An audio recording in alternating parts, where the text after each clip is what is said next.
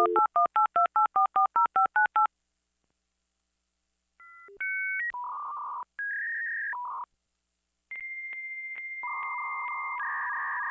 I'm Cynthia Murphy. And I'm Georgia Bowers. And this is Delete My Browser History. Hello again. Again. Again. Are you fed up with us yet? Yeah. We've had really quite an interesting day, haven't we? It has been, yeah. The amount of audio files I'm going to have to stitch together is but you're first, so I'm going to drink my coffee and eat my Turkish delight and listen. C'est moi. C'est moi. You drink your coffee. I've never had Turkish delight. Can you guess why? Because of Lion the Witch in the Wardrobe?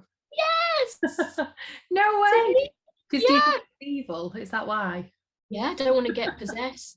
Oh, it's so nice. I've never, what does it taste like? Roses and chocolate. It's like rose flavored chocolate. It's lovely. Yeah, it's an acquired taste. I think some people hate it. Right. Okay. Well, I'll give it a bit of thought and then decide. Try the Cadbury's version. It's like the okay, because is that right? It's quite a mild version, is it? Yeah, and you can taste the chocolate a lot. Okay, so I'm talking to you about old-fashioned wisdom and superstitions. Oh, okay. Because Mark of the Wicked, because it's about a witch and like she lives in a house with her grandmother and her mother who are also witches, and they live in the middle of like some woods and stuff, and they're very she's taught to embrace nature and treat your surroundings with respect and stuff like that. So I did quite a bit of reading up on like old-fashioned sort of old countryside wisdom and stuff like that, and where all of these weird sayings and superstitions that we have come from. So I did actually manage to cram a lot of them into the book, but I don't know whether people would have noticed whether they were there or not. So I've got a few here that were in the book, but I've also got some extra ones which I thought were quite cool. So I'm just going to go through this for you. So yes, we're starting with magpies. Oh, so okay. Yeah, and actually at the beginning of the book, she does sit and talk to a couple of magpies because she knows what they mean, and I think we all know this is quite a common one. So just bear with me. In Britain, I think we say, this might be different for you because I've read that in Manchester there's a couple of extra lines, but we'll see. So when you see a magpie, obviously you say 1 for sorrow, 2 for joy, 3 for a girl, 4 for a boy, 5 for silver, 6 for gold, 7 for a secret never to be told. Do you have any extras on top of that? I don't think extras, but I've got an alternative. What's yours? 1 for sorrow, 2 for joy, 3 for a letter, 4 to cry. Oh. 5 for silver, 6 for gold, 7 for a secret never to be told. But my mum told me that one, so I don't know if that's an Irish one. Well, apparently in America and Ireland, they say 1 for sorrow, 2 for mirth, 3 for a funeral, 4 for a birth, 5 for heaven, 6 for hell, 7's the devil, his own self. Oh. I read in Manchester, there's additional lines: 8 for a wish, 9 for a kiss, 10 for a surprise you should be careful not to miss, 11 for health, 12 for wealth, 13 beware it's the devil himself. So he gets another mention, the devil. Oh, I like that. Yeah, it's pretty cool, isn't it? So and that kind of references the superstition's origin. So apparently the magpie was the only bird not to raise its song to comfort Jesus when at the crucifixion. The magpie was the only bird that didn't sing. I mean, honestly. Yeah. Scottish legend has I'm not doing it just because everybody else is doing it, right? I'm my own bird. I know. Scottish legend has it that there's a drop of the devil's blood under the magpie's tongue. Oh. And to counteract its evil, what do you do if you see a magpie on its own? What do you do? Well, I don't do it, but I know some people salute. Yep. You can salute or dot your cap and ask it how its wife is, because apparently by asking about its wife, you get, in the hope of mentioning the second magpie, so the sorrow goes from sorrow to joy, because it's one for sorrow, two for joy, by mentioning the wife, you see. So that's my magpies for you. Bees feature at the beginning, because she swallows a bee, doesn't she, Matilda? And then one of her enemies regurgitates loads of bees. It's lovely.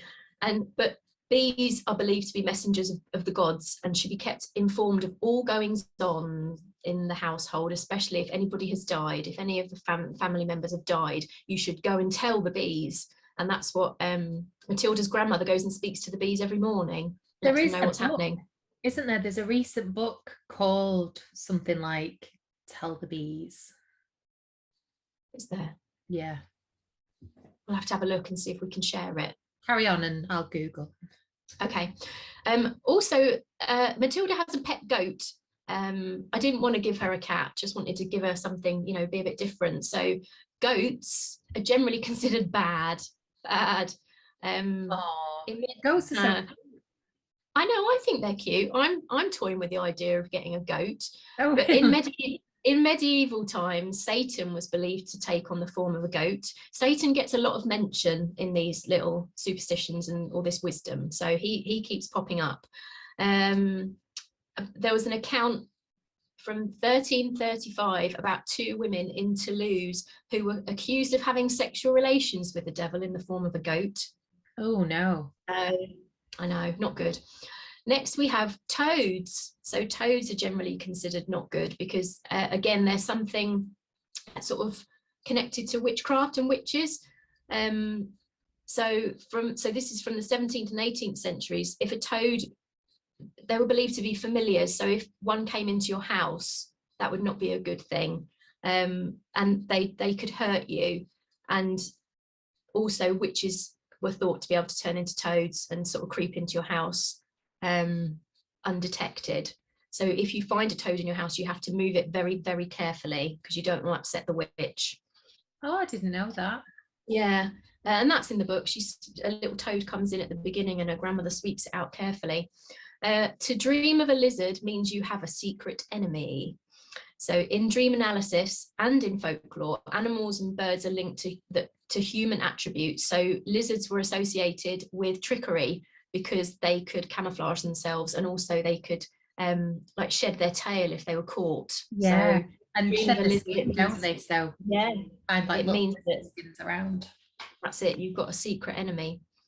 Now robins. Robins are like well loved. I think everyone loves robins, don't they? I think because of Christmas. Are you going to ruin it? No, Oh, okay. I'm not. I'm going to tell you. I'm going to tell you why everyone loves robins so much. So the roots are in Christian folklore. So they were one of the birds to soothe Jesus when he was on the cross. So they did sing for him. Good old robins. Oh, I bet my hate robins. Like that's it. Such a. But they also tried to remove the thorns from Jesus's head, and that's how they got a red. Oh, the blood stained their feathers. Oh. Another version is that the robin noticed that the fire was going out in the stable where Jesus was born and fanned the flames with its wings, and so Mary rewarded it with its red breast to say thank you. Either way, robins are considered, good, really. People like robins, and it would be extremely unlucky for you to kill a robin, apparently. William Blake wrote, "A robin redbreast in a cage puts all heaven in a rage." Repercussions vary, but if you kill a robin, your hand will shake for eternity. Oh, okay. Yeah, and apparently in Yorkshire, if a farmer was to kill a robin, his cows would, their milk would turn red. So, yeah, don't kill a robin, folks. Don't want to do that. Rabbits are considered to have the power of second sight because they're born with their eyes open. So there was a little rabbit bit in my book where she sees all these dead rabbits everywhere. Do you mean like some animals are born and their eyes haven't opened? Yeah. Right, okay. Yeah, so that's why they're considered to have second sight, so they can warn you if evil people are near, apparently. We've got, right, so that's a couple of animal ones, and this is about tying a knot in a handkerchief. So it works as a charm to protect the carrier. So I think people know about tying knots in things to remember things, but apparently you could tie a knot in a handkerchief and it would protect you. So since about the 14th century, people believed that demons and the devil were attracted to the intricate nature of a knot. Oh, right. I thought you meant to handkerchiefs. I love a handkerchief. The devil just loves a handkerchief. And they like the complexity of a knot, so they'd be distracted by that and forget what evil they were doing. So that's why it's good to knot the handkerchief. Oh, okay. Also, they work on vampires. This is I have heard this before, but apparently vampires like knots, like they just can't resist a knot, and apparently they like counting things as well. So if you were to like, I didn't know. Well, yeah, apparently some people like leave a colander at the door because the vampire has to count all the holes, and if they lose track, they have to start again. Yeah. Well, if you threw a fishing net over a vampire's grave, it would take him so long to undo all the knots that he would hopefully then get caught in the sunlight. Oh. Yeah. So owls are another one, right? So basically don't look at or listen to owls, because none of it is good. Seeing an owl in the daytime is bad luck. Seeing one swoop around the house or sitting on the roof of your house means that somebody in your house is about to die. Looking in an owl nest means you'll be unhappy for the rest of your life. There's regional variations on this. If you hear an owl hooting in the night, it means a female has just lost her virginity. A pregnant woman who hears an owl will give birth to a girl. But if you hear an owl when your baby is being born, the baby will be ill-fated.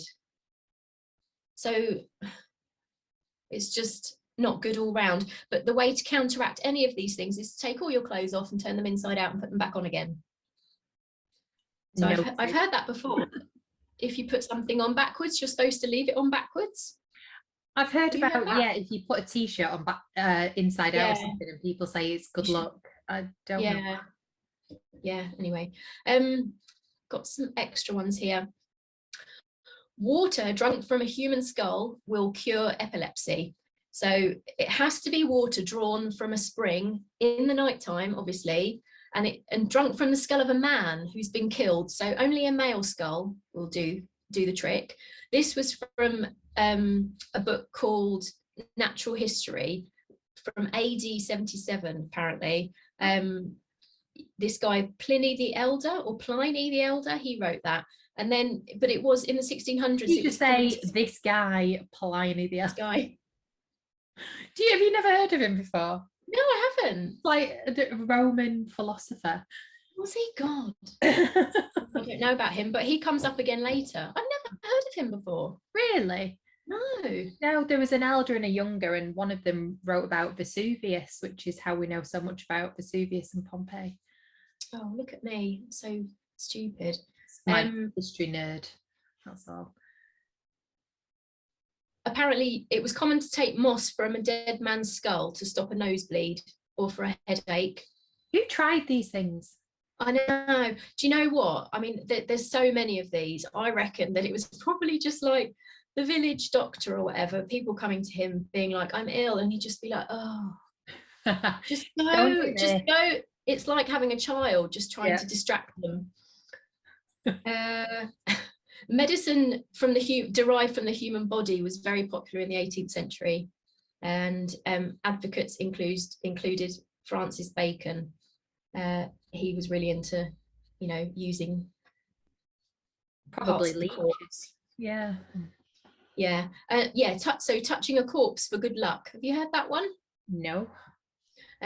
So this was from when, this is just very odd. I think it's from those times where people were just willing to do anything to make sure they survived the winter, basically.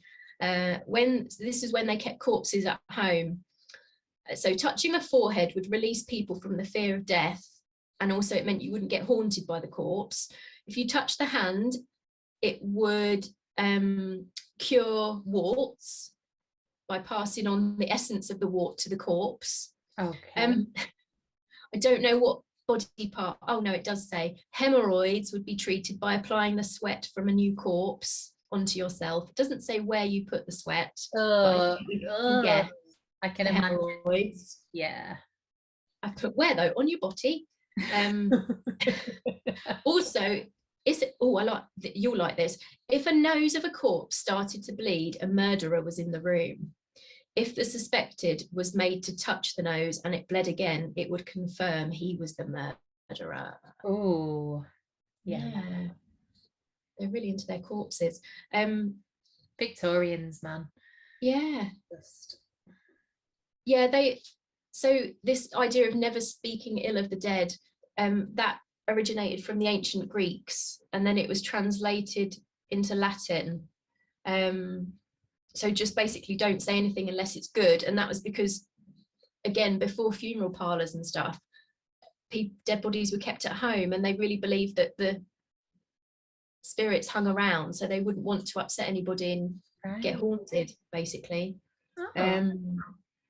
So yeah, that's why you say you never speak ill of the dead. And yeah, so spiders, I've got a bit on spiders here now. You shouldn't kill spiders because they're sort of considered good to have around for practical reasons. I think, again, that thing of, having spiders eating flies and anything that could kind of ruin your produce or your crops or what have you. If there's a spider's web on a boat, that would stop it from sinking, as long as you don't break the spider's web. If you sweep out a spider from your house, you're sweeping away the good luck. Oh. Is it Pliny the Elder? I don't know how you say it. I would say Pliny. That's probably. He said that spiders' webs mixed with vinegar and oil were used for healing fractures and cuts. So handy all round. Kind of makes sense because they're for medicinal purposes. And also, I read that it's unlucky to kill an ant, as it's said to embody the soul of an unbaptized child. I've never heard that one before. Very weird. And then I thought I'd finish with cats and dogs, those classic domestic animals. So cats, I mean, where do you even start with cats? Yeah. They're believed to suck the breath from children. Oh my God. I remember my grandmother saying that to me. Really? Yeah. And not just children. They believe that they did it to grown men as well. But I mean, I think that's just because of like what cats are like, and they're just like, oh, there's a warm body, I'll just sit on it. Yeah. And just get in its face, because that's how they behave, isn't it?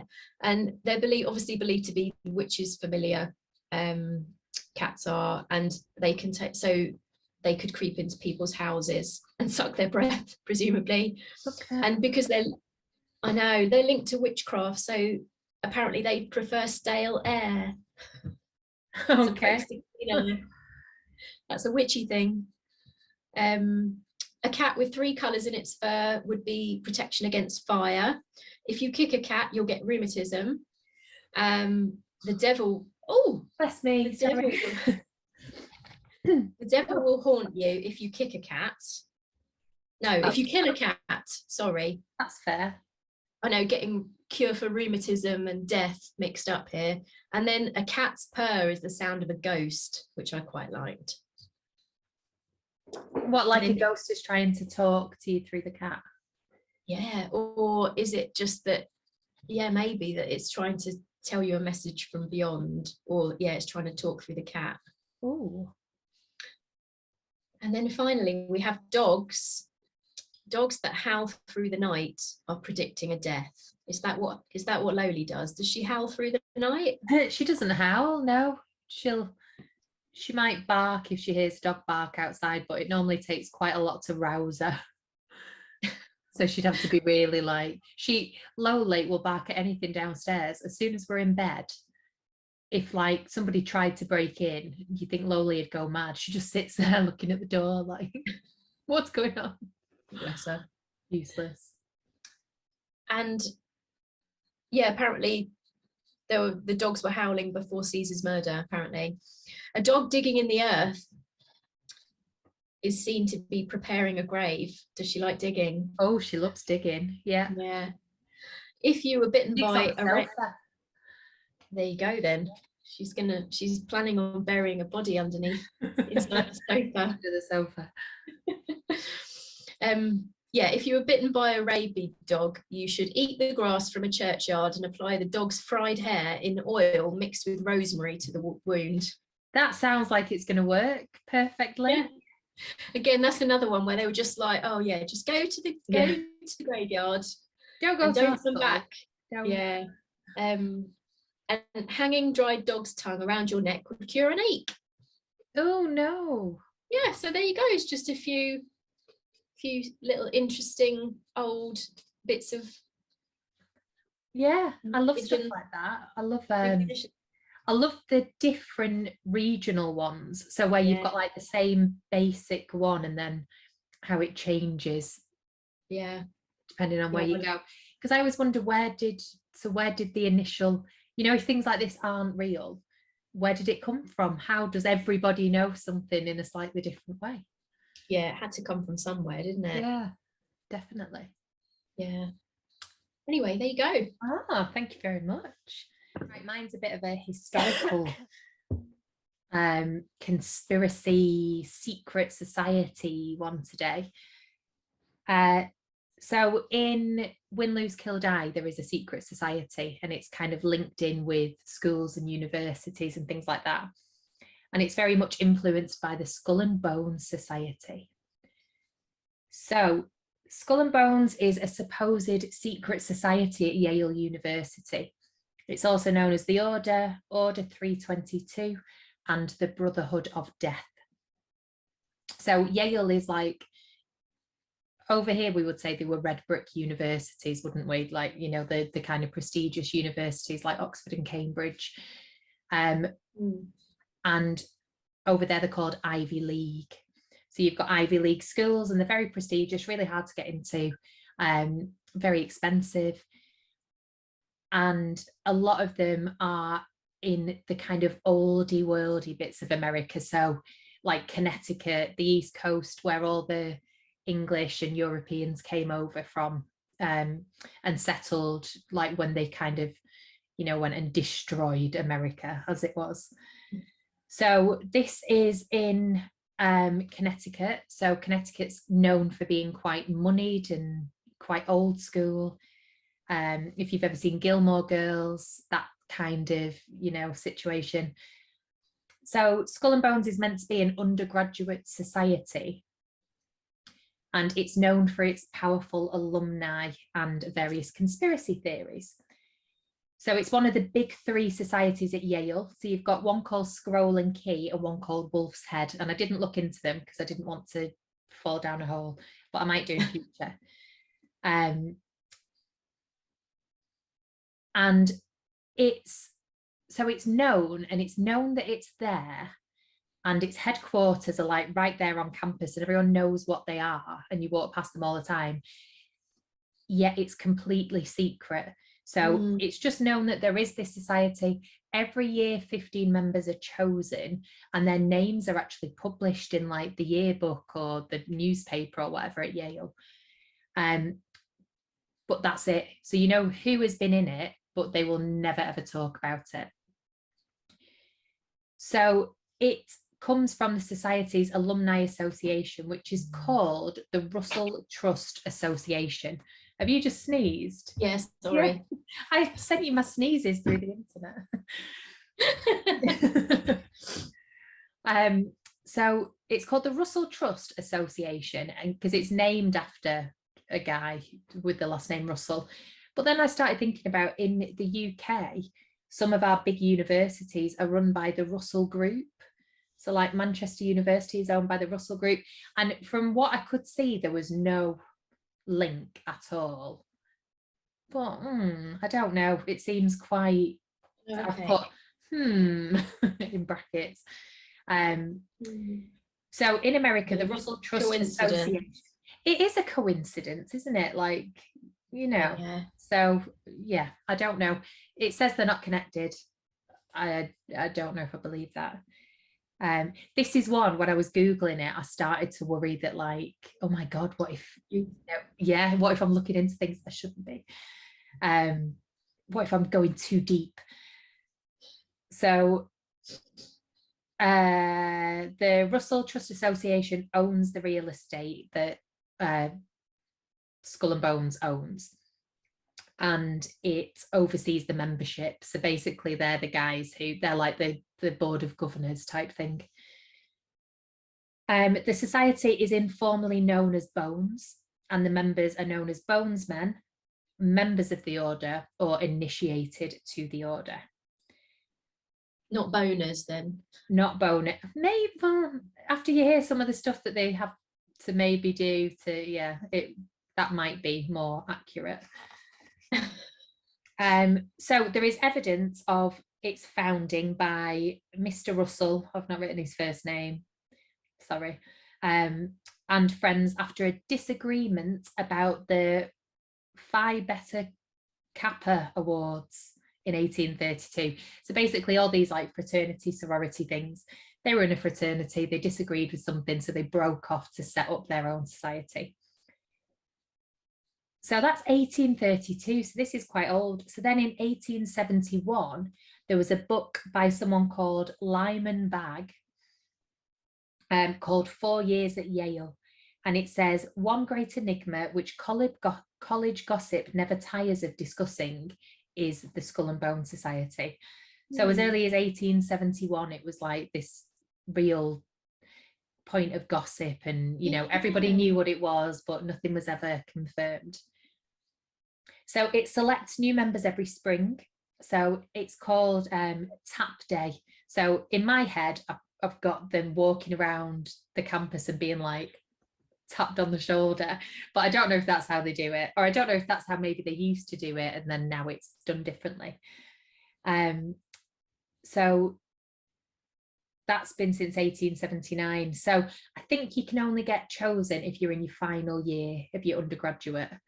So that would be your 4th year in America, wouldn't it? So you're kind of 21, 22 years of age, you might get tapped. Tap Day did not include women until the early 1990s. 92. Shock horror. I know. So this is why they're called Bones Men. 92 women started being included. And like I said, 15 members a year, and it's people who are viewed as campus leaders or notable figures. So if you went and you were, part of a wealthy or famous family already, you would probably be chosen. But if they're chosen in their final year, so maybe some of what they've achieved on campus might have been taken into consideration as well. You like to think it mentioned that like football players and stuff like that. So if you were like a bit of a big man on campus, you've done a lot for the university, potentially you were chosen as well. So they have their own premises, their own hall where the meetings take place, and that's known as the tomb because it doesn't have any windows. And that was built in 3 phases. So it started in 1856, and then it was added onto in 1903, and then added onto again in 1912. So it's really big. And they also own a place called Deer Island, which they kind of used as like a summer camp from what I could see. And one quote I found, it said, where they would get together and rekindle old friendships. So yeah, who knows what they were doing there. Interesting. Most of its history is limited to white Protestant males. Again, that's shocking. Yeah, the kind of people who were wealthy and influential there at the time. Yale was very exclusionary, and Skull and Bone was even more so. So it didn't pride itself on being inclusive. It was exactly the opposite. Members were given nicknames. Some of these members passed the nickname on to another person, and some just had one that they kept on their own. So, for example, Long Devil was often given to the tallest member, and they would take some from literature like Hamlet. And the members' names were not secret. So you would know a member's name and maybe their nickname. That wasn't a secret, but all of the practices were. So even now, that don't really know what goes on in the meeting. There are some famous alumni. So George Bush Senior and Junior were both in it. The CEO of Pan America Airways, Supreme Court justices, a US Secretary of War, Secretary of Defense, the founder of Time, Life and Fortune magazines and Sports Illustrated magazine, the co-founder of Morgan Stanley Bank, and the founder of FedEx. So wow. Yeah, it's got, you know, these guys went on to do quite well for themselves. In the 2004 election, both the Democratic and Republican nominees were both alumni, and they were asked about it. So Bush, in his autobiography, said, "It's so secret, I can't say anything more." And his running mate, John Kerry, when he was asked about it, said, "What can you say about it?" And he said, "Not much, because it's a secret." So they don't deny it, they just say, "That's it. Can't talk about it anymore." Can't talk about it. Yeah. There is a bit of a reputation for like naughtiness and doing bad deeds. So they have something called crooking, which is a reputation for stealing keepsakes. And I say keepsakes in inverted commas, because keepsakes were things like the stolen skulls of Martin von Buren, who was the 8th president of the USA, Geronimo, who was an Apache leader in America, and Pacho Villa, the general of the Mexican Revolution. So apparently they would just, these skulls traveled around different societies and they would go and steal them off each other. There are loads of conspiracies around them. So things like global world control, a new Illuminati branch, that they control the CIA. And you can kind of see where that comes from because so many powerful people come from it.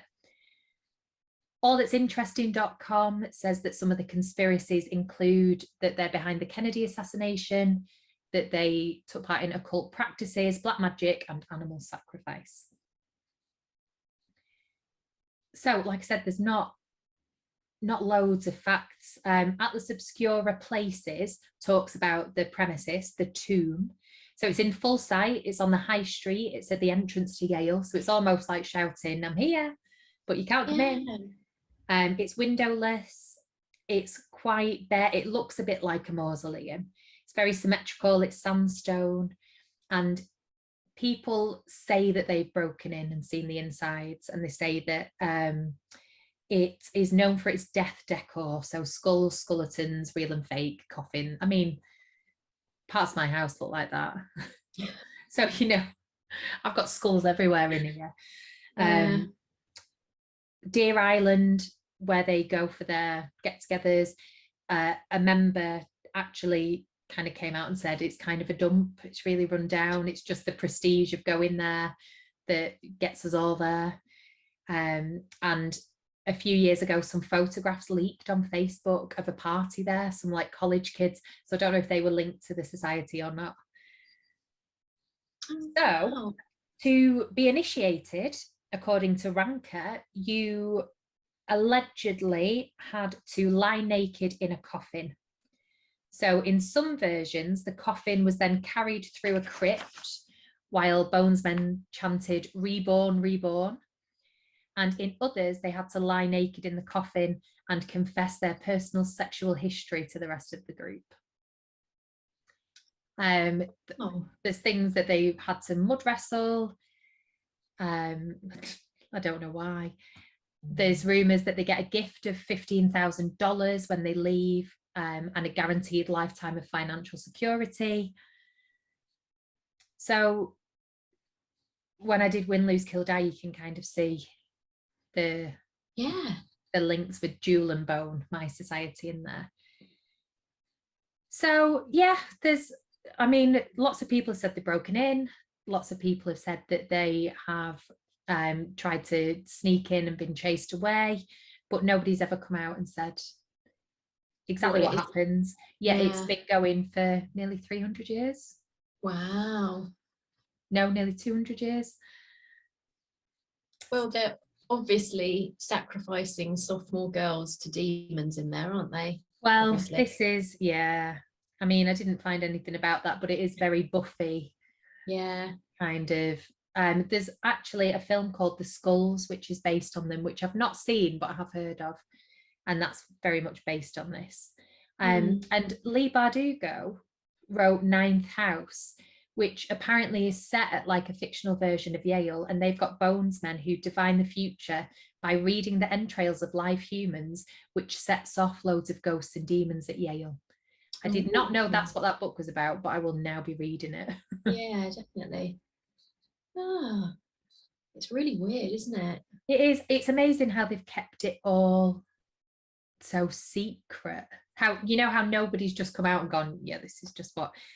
Yeah. It's do you think that the rival university, Harvard, has an even lesser known society because they're just rivals and everything, aren't they?